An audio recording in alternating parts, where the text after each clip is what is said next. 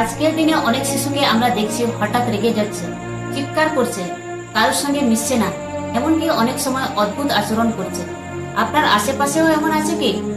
আসলে শিশুরা চাইলেই তো এমন হয় না, এর পেছনে থাকে গোপন অনেক কারণ। পড়াশোনার চাপ, পরীক্ষার ভয় বা বাবা মায়ের অতিরিক্ত প্রত্যাশা ওদের মনে একটা স্থায়ী উদ্বেগ তৈরি করে।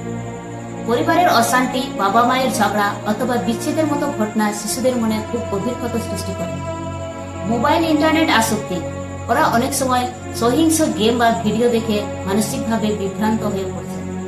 আবার বুলিং বা স্কুলে অপমানিত হওয়াও শিশুদের মনের উপর বিশাল প্রভাব ফেলে।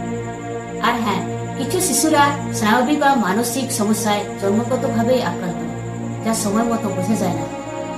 সবচেয়ে ভয়ানক কারণ হলো যদি শিশু ট্রমা বা নির্যাতনের শিকার হয়, তখন সে একদম চুপ হয়ে যায় বা আচরণে বড় পরিবর্তন আসে।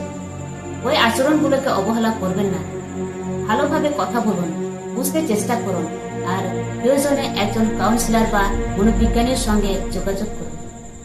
শিশুরা আমাদের ভবিষ্যৎ, ওদের মনটা সুন্দর রাখতে আমাদেরই এগিয়ে আসতে হবে। ভালো থাকবেন, শিশুর পাশে থাকুন। আমি মেরি পাউরিয়া সোরেন, শিশুদের মানসিক বিকাশ নিয়ে কাজ করি। শিশুর মানসিক বিকাশ নিয়ে আরো জানতে পেজটি ফলো করতে পারেন।